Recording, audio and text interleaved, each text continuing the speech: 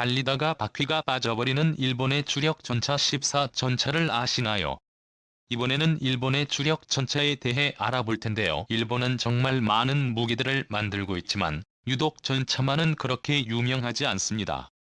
과거부터 일본은 전차를 못 만드는 나라였습니다. 물론 산업화가 진행되지 않은 나라보다야 잘 만들었지만 제2차 세계대전 당시 열강들에 비해서는 못 만드는 편이었죠. 일본이 섬나라이다 보니 육상전의 핵심인 전차 기술이 떨어지는 것이 아니냐고 반문할 수 있지만 사실 제2차 세계대전 당시 일본은 꽤 많은 지상전을 치렀습니다. 그래서 전차의 필요성을 매우 크게 느꼈고 1938년부터 중전차 인치와 전차를 개발해 배치하기도 했습니다. 하지만 이치어 전차는 서방제 전차와 감히 비교조차 할 수 없을 최악의 성능을 보여줬죠. 미국의 경전차 장갑을 뚫지도 못하는 정도였습니다. 치하 전차는 원래 경전차보다 훨씬 단단하고 강력한 중전차를 목표로 제작되었습니다. 방어력은 필요 없고 재빠르게 돌아다니면서 공격할 거야라는 목적을 두고 생산된 경전차조차 뚫지 못했다는 것은 매우 심각한 상황인 것이죠. 일본은 당시 제대로 된 엔진을 생산할 기술도 없었고 전차전을 많이 치러본 적도 없었기에 전차에 대한 기술적 이해도가 상당히 떨어졌습니다. 일본 스스로도 자신의 전차가 쓰레기라는 사실을 매우 잘 인지하고 있었죠. 결국 일본은 전차를 제대로 써보지도 못하고 제2차 세계대전에서 패배하게 되었으며 미군으로부터 새로운 전차를 받아서 쓰기 시작합니다. 바로 M24채피 전차였죠. M24채피 전차는 전차 중에서 그렇게 강력한 녀석이 아닌 경전차의 일종이었습니다. 경전차 중에서는 굉장히 뛰어난 편에 속했습니다. 일본은 M24채피를 운용해보고 기존의 두제 전차는 전차도 아니라고 느끼게 됩니다. 1955년 일본은 다시 전차 개발을 시도했고 1961년 일본은 62식 전차를 실전 배치하는 데 성공했죠. 제대로 만들어보겠다고 작정하고 만들었지만 방어력은 매우 부족했고 툭하면 고장이 잦아 일본의 주력 전차로 사용하는 것은 힘든 상황이었습니다. 결국 일본은 다시 도전하게 되었고 못 믿어왔던 62식 전차의 기반을 싹 갈아 얻었죠. 그렇게 1974년에서 75년 사이 74전차를 내놓았습니다. 이쯤 되면 눈치채신 분들도 있겠지만 일본에서는 실전 배치된 연도를 기준으로 전차의 이름이 붙여집니다. 74식 전차는 1974년에 배치되었다는 의미겠죠. 74식 전차도 이전의 62식 전차보다는 평이 나아졌지만 여전히 품질이 좋지 못했습니다. 소음이 너무 심했고 연비도 나왔으며 냉각장치가 제대로 설비되지 않아 과열이 심했죠. 심지어 주포의 구경이 100mm 정도로 화력도 열세였습니다. 대부분 120mm 주포를 사용하던 시점이었으니 말이죠. 74식이 제대로 배치된 시점인 70년대 후반에는 소련의 T-72가 125mm의 주포를 달고 있었고 레오파르트의 전차가 120mm의 주포를 달고 있었습니다. 다른 전차에 비해 뒤처진다고 판단한 일본은 또다시 차세대 전차 사업을 시작했는데 역시나 기반부터 갈아엎고 시작합니다. 이번에는 정말 이를 악물고 전차를 개발하는데요. 1990년 90식 전차가 실전 배치되는 데 성공합니다. 이전에 만들었던 많은 전차에 비해 훨씬 완성도 높은 전차를 탄생시켰는데요. 3세대 전차로 개발을 진행했기에 더 혼을 다해 개발했습니다. 하지만 이 또한 여러가지 부족한 부분이 드러났습니다. 성능은 괜찮았으나 평균적인 3세대 전차에 비해 너무나도 비쌌습니다. 현재 가치로 1,800억 원에 달했죠. 이런 비싼 가격 때문에 340대밖에 생산하지 못했습니다. 일본은 정신을 차리고 다시 차세대 전차 개발 사업에 착수하게 됩니다.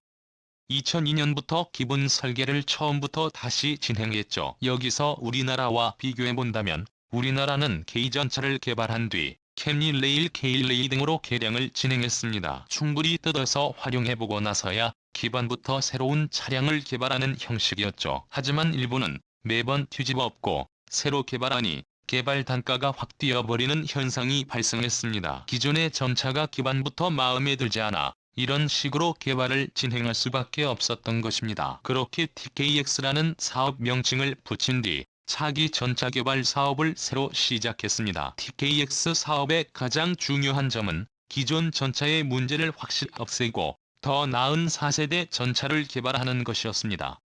또한 일본 지역에 특화된 전차를 개발해야 했기에 해안가와 산악지형에서의 기동성도 중요하게 보았습니다. 그렇게 2008년 2월 13일 시차량이 공개되었고 2010년 양산되어 실전 배치가 예정되었으나 조금 늦어져 2012년 실전 배치에 성공하게 되었습니다. 이름은 12전차로 붙여졌죠. 이식 전차는 전장이 9.42의 전투 중량은 40톤 정도입니다. 추가 장갑을 장착하면 최대 48톤까지 증가합니다. 승무원은 3명이 탑승하며 최고 속도는 70km였습니다. 심지어 후진 속도도 똑같이 70km에 착도합니다. 항속거리는 500km 정도이죠. 주포는 120mm 구경을 갖고 있으며 11.7mm 기관총 한정과 7.56mm 기관총 일정을 장착합니다. 십식 전차는 일본의 환경에 맞게 개발되었는데요. 먼저 일본은 4개 큰 섬으로 이루어져 있습니다. 우리나라와 가장 가까운 규슈의 가장 작은 시코쿠, 일본의 중심 섬인 혼슈, 그리고 북쪽에 홋카이도가 있습니다. 여기서 홋카이도를 제외한다면 모두 대교로 연결되어 있습니다. 그런데 이 대교를 건너기 위해서는 중량의 제한이 있죠.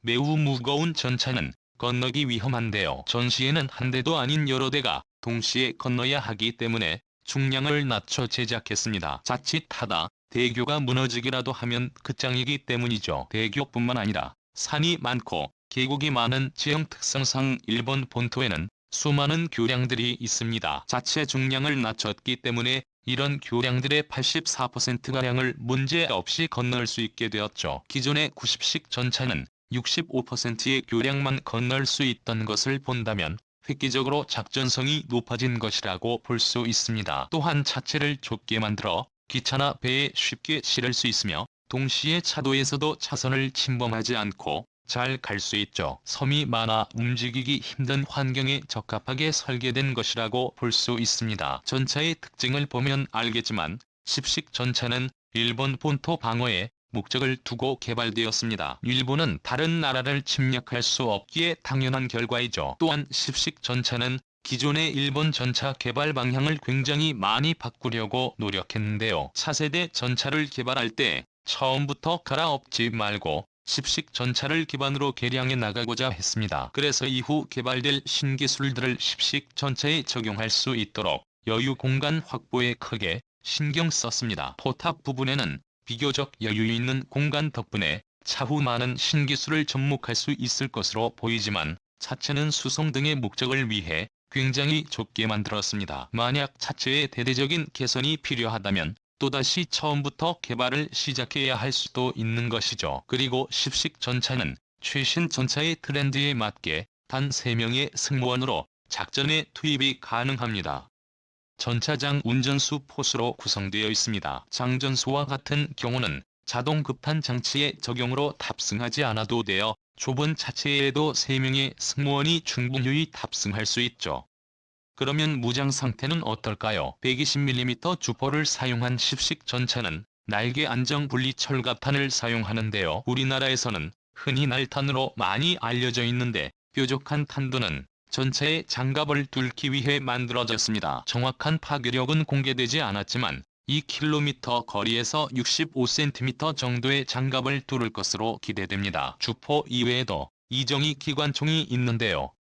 11.7mm 기관총 일정과 7.56mm 기관총 일정은 차량 내부에서 원격으로 사격이 가능합니다. 따라서 승무원이 외부에서 위협을 무릅쓰고 기관총을 잡을 필요가 없습니다. 영상에서 17전차가 4세대를 목표로 개발했다고 언급했는데요. 막상 개발을 끝내보니 4세대 전차까지는 되지 않았고 우리나라의 K6표와 같은 3, 5세대 전차로 분류되었습니다.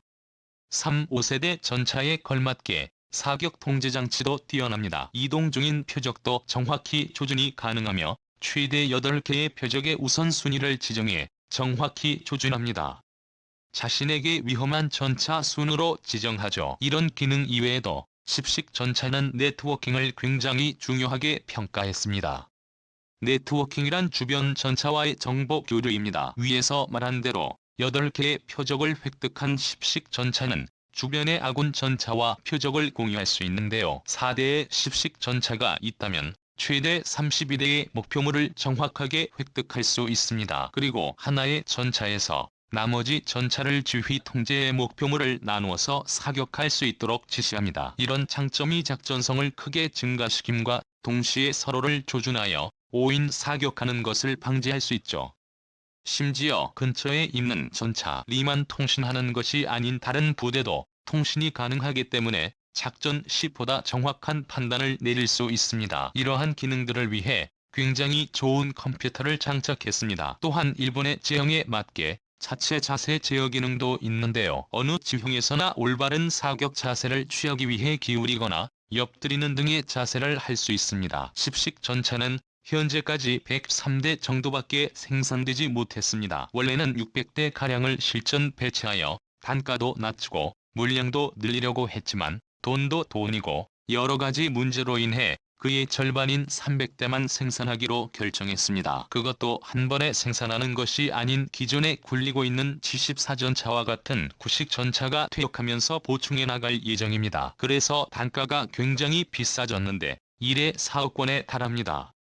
우리나라 K-2 흑표는 83억 원가량인데요. K-2보다 성능도 떨어지는데 가격은 훨씬 비싸기만 합니다. 하지만 일각에서는 일본이 200억짜리로 안 만든 게 어디냐면서 다행으로 생각하는 사람들도 있다고 합니다. 정리해보자면 추후 개량이 어려운 차체와 그렇게 뛰어나진 않은데 너무 비싼 가격이 십식 전차의 대표적인 단점이라고 볼 수 있습니다. 일본은 대체적인 전차의 성능에 만족스러웠는지 십식 전차의 라이벌인 중국의 99식 전차와 맞붙으면 1대로 3대까지 상대한다고 주장하기도 했습니다. 아시는 분도 많겠지만 몇 년 전 10전차가 전 세계적으로 망신을 당한 적이 있죠.